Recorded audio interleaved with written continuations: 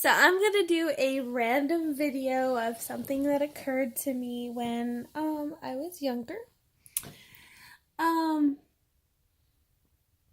Long story short, my parents were pretty strict when it came to um dating. You can't date till you're 16, blah blah blah blah blah. So I got asked out when I was a freshman to the prom, and my parents told me no, couldn't go. So it was really devastating, because you just want to be cool. You just want to be one of those cool people or whatever. And I couldn't be one of those cool people that went out with a hot guy to the prom.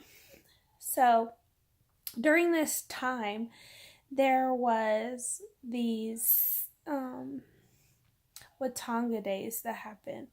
And Watanga days was like a bunch of African American cultural type people come to Watanga, and they would party, and it was really like set for their relatives and stuff like that. It was really like culturally based, I believe. I never really got to experience one of them because I was actually always out of town during that time. I lived in Minnesota for 6 years. And so we always went back for the block party in Minnesota, and I always ended up missing Watanga days. So, anyway, I was upset I couldn't go, but I got to go over to a good friend's house. And we partied.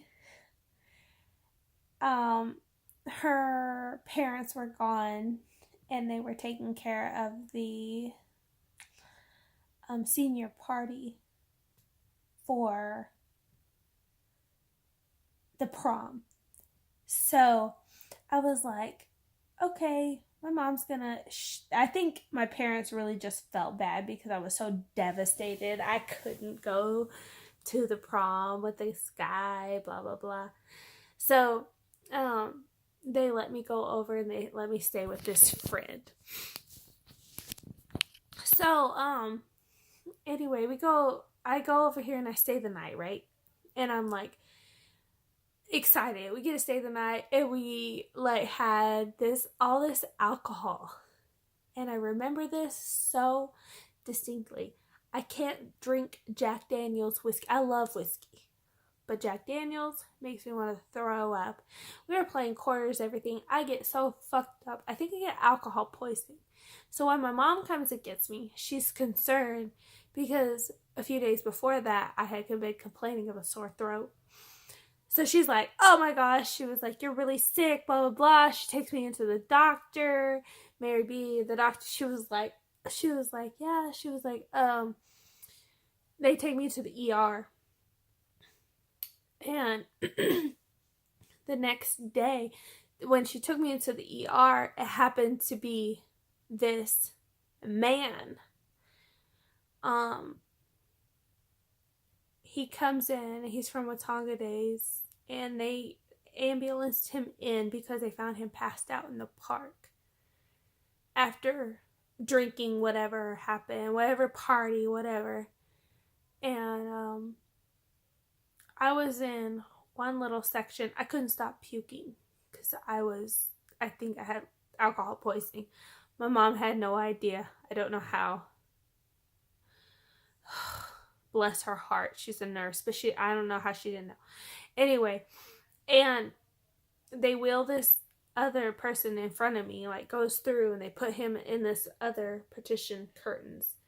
And then they just start spilling all his information, like his name, his date of birth, he's HIV positive, he's what is it? I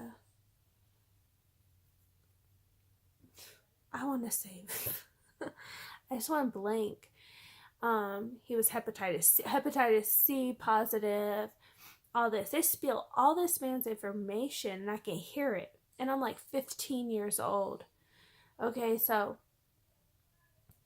My mom's just trying to hurry us out of there at that point. She's a nurse, so she understands, but she's like freaking out because I'm hearing this, all of that.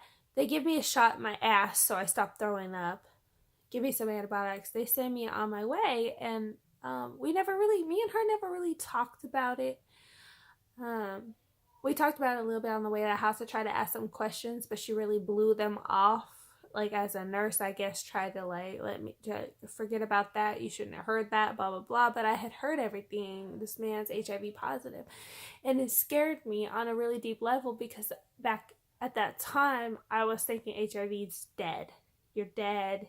Blah blah blah, and it really put up a certain perceptive in my mind, like a perceptive. Oh my Lord, have mercy. Perspective in my mind about that, and it pisses me off now because I know better, and I know, it's not always your fault that you're HIV positive. Yeah, you could be unsafe with sex, or you can be just getting a blood transfusion, and that can pass to you. And it's unfortunate, but luckily we have the drugs to help at this point. But at the same time, it was at the perception at that time, 15 years ago, as a 15-year-old kid, it was just like a sentence of doom. And it's upsetting because now I know better and all of that, but I kind of wanted to talk about it as like kind of one of my first experiences of that type of situation for me.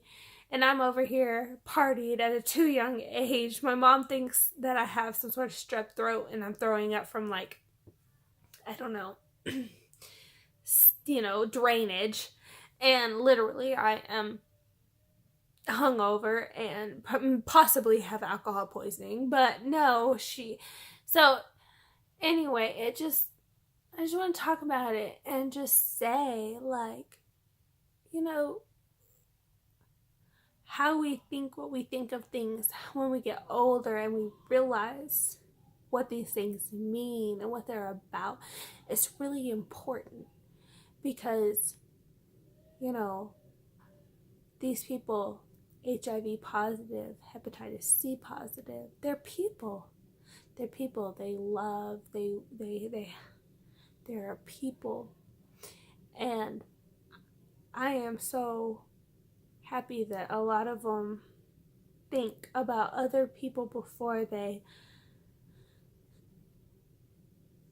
try to distribute or try to give away. They really, these people are people. And I'm so glad that they took the time to go get tested and verify and that they're safe, because that means a lot to the world and a lot to other people, and they can tell their story of why and when and where. That's important. We need to be aware of that, but we also need to be loving towards these people, because it's not something you can help. It's not something, when I saw it at 15 years old, I was scared. I was like, oh my God, this is death. It's right next to me. It's right here, blah, blah, blah. That's not how I should have been thinking about that. Yes, I should have been concerned about the fact that I don't want that, or I need to be safe. But that's a person. And we have to, as other people with or without any of these issues, need to understand these are people. They have a life. They have loved ones. And we need to love them just as much as anybody else. Because they're going through something that maybe we won't ever have to go through, hopefully, but at the same time, we need to think that outside of ourselves and think that we don't always have the answers. We don't always have the right mindset. And we need to love and take care and still try to save these people from those issues that they have or problems that they have. That's why I think it's so important to have free health care and things like that, because if we did have that, we wouldn't have as many people with HIV, hepatitis, all of that. We'd be more informed. We would have people going to the doctor more. We'd have people more going to get tested for STDs, things like that. I think we need to think about that as a person, as a people. And that's just my message tonight. I know it's a little bit different, but I was thinking about, I was talking to it about it with my brother-in-law. So I just wanted to have my little piece. Love you guys.